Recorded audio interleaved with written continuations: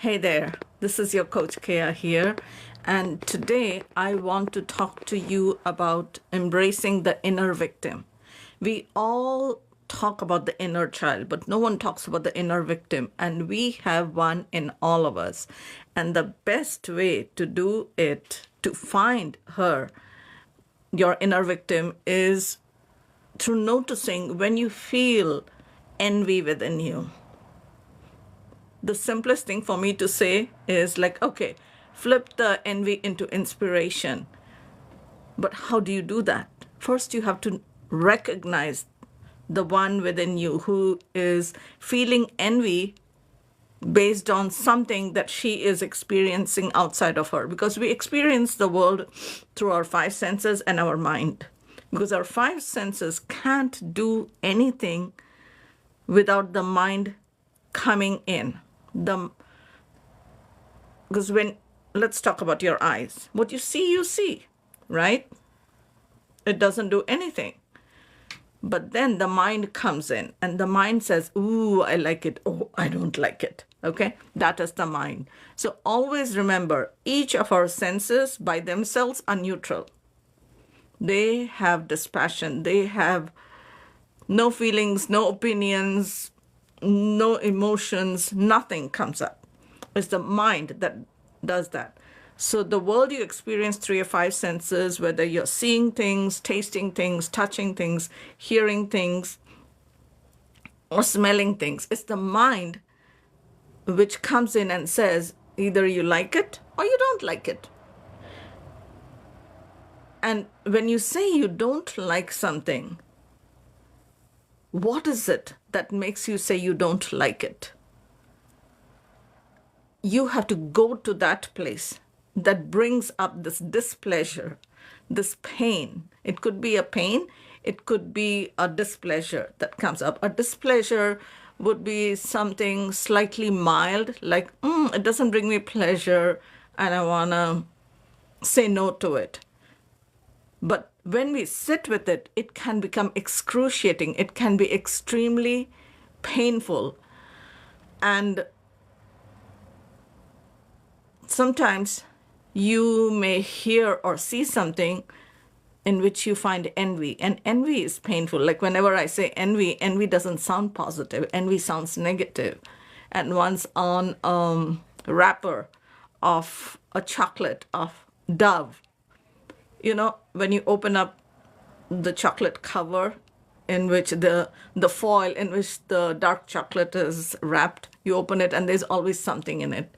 And one thing that came up for me was inspire envy.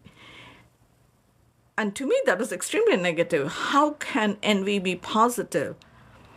And what is the inspiration behind it? But I kept it because I couldn't wrap my brain around it. And this was like 5, 6, 7 maybe years ago. And the foil was facing upside in my office, and my client walked in and she said, Kaya, what is that? I'm like, oh, you are noticing my mess. And she says, no, it's not a mess. Like, I'm sure it must be important. That's why you kept it. And I said, it says inspire envy. And she says, that's so negative. Why would you keep that? I said, envy is negative, but inspire is positive. So how can I could reject it because of the word envy, but I didn't want to do it. Because the moment you reject something, you're saying no to a part of yourself that you need to be working on because you're getting triggered. And when you're getting triggered, hey folks, whoever joined in, nice to see you here. So whenever things come up, you have to notice it, because the moment you reject it, you are telling like, okay, this is a part of me that needs to be shoved down. And that is working against you. So think about it. Whenever envy shows up, choose to be inspired by it. And envy comes from this victim part of you. It comes from the victim part of me. There is a part of me that wants something, maybe tried it, couldn't get it easily. And as a mother, as an entrepreneur, as a woman, or as a man, we have so many things going on in this modern matrix that we live in, this illusion that we have created around ourselves. There's so much going on. And this is one thing I say, which my daughter always picks on me. And she says, "You always say this, Mom." And the thing I say is, "Oh, there's so much going on. I have too many things to do. I have too many things to do." This is my bottom line, which even this morning my daughter picked on me when she and I were talking. And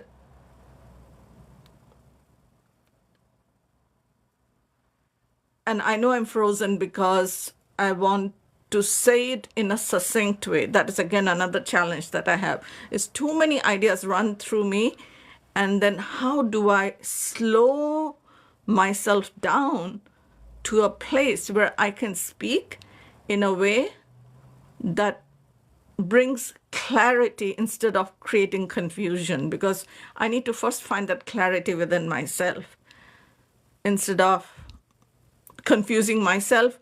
And okay, there are other people, so I'm supposed to look at the comments. Okay, again, so many things to do, right? And if you have a question, go ahead and type it up, and I will do my best to respond to all the questions that are coming up. So remember, there's always this victim within us. And the more we push her down, the more we suppress her, the stronger she gets. And you have to recognize it, because until you recognize it and you own it and you embrace this victim and tell her that she's okay, tell him that they are okay, and not to suffer anymore, not to struggle anymore. Because one of the first teachings in Buddhism is where we talk about like, oh, there's suffering. And nobody likes to hear that. We think like, oh, what a negative religion. They talk about suffering. And why do we suffer? We suffer because we choose to hold on to our pain. We choose to hold on to our struggles and give them an identity of their own. Instead of doing that, notice it. Because everything within you wants your attention. They are saying, "Hey, Mama, look at me. Hey, Papa, look at me." And the moment you notice them, they'll be like, "Oh, she noticed me. He noticed me. He knows I'm here." And they go off. So these are all the orphaned parts of us. We have too many parts within us. Trust me. And as an NLP trainer, I know that one of the modalities we use is parts integration. And this is part of that. But this is a unique way of doing it. And it will show up every day. Whenever you sit with yourself, you will notice it. Even when you are not sitting with yourself and you're just busy with your busyness, you will notice these negative things showing up, these crazy crap showing up, and you may be like, "Oh, this is not me. This is not mine." Yes, it is yours. If you are noticing it, if your mind is noticing it, is getting triggered by it, whether happy or sad, whether joyful or sorrowful, it is part of who you are. And when you notice it and it gets that recognition, it feels less abandoned. It feels less judged. It feels your compassion. This is how you allow your self-compassion to flow. And when you can feel more compassion for yourself, guess what happens? You have less judgment for yourself, because everything that you judge outside of you is a reflection of your inner judgment. If I judge the way I look, I judge the way someone else looks. If I don't like anything outside of me in the matrix, it's part of the internal conversations I'm having. And so I know I took you down a rabbit hole for those of you who have been with me from the beginning. But this is the key. You have to embrace that inner victim. And I'll give you a simple example. Okay, what happened today was I received a text from a lady saying, "Hey, nice to meet you yesterday." She doesn't know my name. Okay, "Nice to meet you yesterday. If you want to be on my email list, send me your email and I will put you on my email list." And I send emails only once a month. So I responded to her because this lady had my cell phone number yesterday from an event where I went to, where she came in at the end of the event and was promoting her event. And she said, if you want to know more about my event and I'm going to do this song circle, give me your phone number. And I gave her my phone number, and right away she texted me a flyer. And it was so beautiful, so well organized. And she said that it's $25 at the door, and you can Venmo me and you can Zelle me. All the information was there with so much clarity. And for a second, I was like, ugh. And then this is what I told myself, that the reason I'm feeling that ugh is because I am not as prepared as she is. So she was inspiring envy within me. And right away, I felt good that here is someone that I can aspire to be like. I don't want to be like her, but that part of her where she's so prepared to promote her event, I felt good. I just felt good. And this morning when I received a text from her, because yesterday she did not ask for the email, but today as a next layer, she had this beautiful text, which I said, oh, she's writing to me. And then I realized she doesn't know me. She doesn't know my name. So she has created this template up front. And now she's sending it to everyone who gave her their cell phone number so she could send the flyer. And again, it was very personal. And immediately I felt so good. But later on, again, I had this tinge of envy. And I was so inspired by her. And I said, well, she's showing me how to show up as an entrepreneur, as an event creator, because what I have done for the longest time is just one-on-one. But once in a while, I'll open up to groups, and then I am like, this is too much for me. I can't do. And I have, again, too many things to do, right? And so I noticed my shadow. And the moment I noticed my shadow, everything became okay. It became okay that she had texted me, a stranger. She had asked for my email address, and I willingly gave her my email address, because once a month I will receive about her awesome events. And if I have time, I will go. She's my neighbor, not too far from me, half a mile away. I'll show up. And if I don't have time, I will not. It's no big deal. But this is a very small example of how you can recognize your shadow. You can see what's within you that you're still not comfortable with. And when you can find her, because this is beyond child work. I know one of as part of my practice, I have this inner child work where I help people, I take them on a guided journey where they can meet their inner child. And of course, and I'm giving a very generic formula over here, because the work we do is much deeper than this. But here, so you can do this on your own too. Find that part of you, that inner child in you who feels abandoned. And this is what you can tell them. You can tell her, tell him, that I come from the future and I am safe. And I would love to hold you. Maybe you want to come with me. Sometimes some of the inner children, they don't want to be held. They don't want to be touched. But you can ask with permission. Maybe they just want to let them hold their hands, come with you. Maybe they want to be held. Maybe they want to be rocked. Whatever it is. It's a very personal journey that people go on where they find their inner child, work with them, and make that part of themselves feel less abandoned, less judged, more accepted, more embraced, more received. Because what are the 4 things we all struggle with? I'm not seen, I'm not heard, I'm not understood, I'm not appreciated, right? Tell me if I'm wrong. Not seen, not heard, not understood, not appreciated. Because these were my struggles that I have been working with for decades now. And I have not mastered it yet. If anyone says they have mastered it, let me know about them, because I would love to work with them. so I can help myself a bit more faster. But this is what we feel. And this is all inner child work, where you help her feel seen, heard, understood, and appreciated. But our shadow is deeper than that. It comes out on full moons. Yes, we just had one, and then there's a new moon coming up where I am holding this new moon meditation. And this new moon is amazing and awesome, and I'll tell you about it in a bit. But let's go back to our shadow self.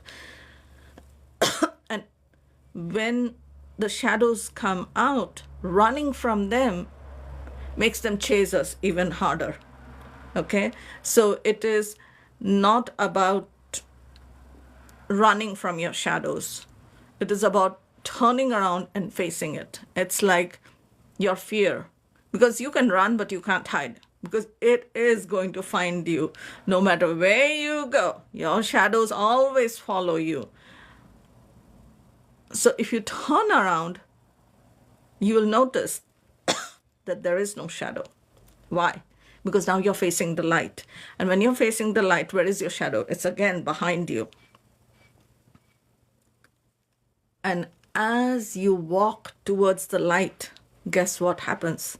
Your shadow becomes smaller and smaller and smaller. It shrinks and it shrivels. And when you merge in the light, which happens during meditation, which you can do, like for 20 minutes, if you sit extremely concentrated and focused on your breath, in your body, whichever modality of meditation you are doing, you can merge in your light. And when you merge in your light, you become your light, even for 2 seconds. 20 minutes of meditation for 2 seconds. If you are experiencing being the light, why not? Hey, 2 seconds is better than 0 seconds, right? You have no shadow. Now, going back to the new moon meditation that I will be hosting on the 28th of March. It's evening 6 to 7:30 in Pacific time, because I live in California. Go ahead, go to coachkea.com/meditate and join me on this meditation. And let's work on our healing, on global healing, on healing our friends, family, relatives, strangers, enemies, whoever. Yes, I said the word, because a lot of us might believe that they do have enemies. Yeah, why not? Just like we have friends, we have enemies too. If you have a friend, you might have someone who doesn't like you and might not want and wish the best for you. That person could be your enemy. Yeah. So you don't have to think of your enemies right now. Just think of your friends and think of yourself. And all new moons are about intention setting. And this new moon is also about intention setting. But normally when we do new moon intention setting, we do it for 2 weeks, which is from new moon to full moon, or new moon to next new moon, which is 4 weeks. That's 28 days.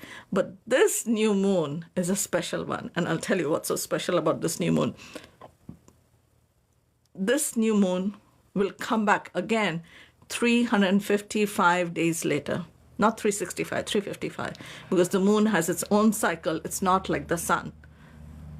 And in India, certain Hindus believe in the lunar calendar. So it's a lunar year. And those who follow the lunar calendar and work with the lunar system, the lunar year, it comes back every 60 years. It's called a yuga, okay, or an eon. Just like the Chinese have their lunar calendars, which comes back every 60 years. Like 60 years ago, 1965, was the year of the wood snake. And 2025, 60 years later, is again the year of the wood snake. Similarly, for Hindus, that was the year that was 60 years ago, according to the lunar calendar of the Hindus from India. It is coming back again. So you can set your intentions. We will not set intentions for 60 years, but for 1 year. And when we do it in a sacred circle, where there will be sacred chanting, sacred hymns, there'll be intuitive guidance, there'll be guided meditation, and so much more. Okay, you just need to come so you can see how beautiful and awesome you feel. You'll be centered, you'll be grounded, you'll feel balanced, and what more can you ask for? Okay, coachkea.com/meditate. All the love from my heart to you, to your loved ones, all my blessings for you, and bye for now. Peace. Namaste. And let me see, how do I close this? Ooh, ooh, ooh, ooh, ooh. I don't know how to end this. It's my first time doing a live on TikTok, as you can tell. Okay. And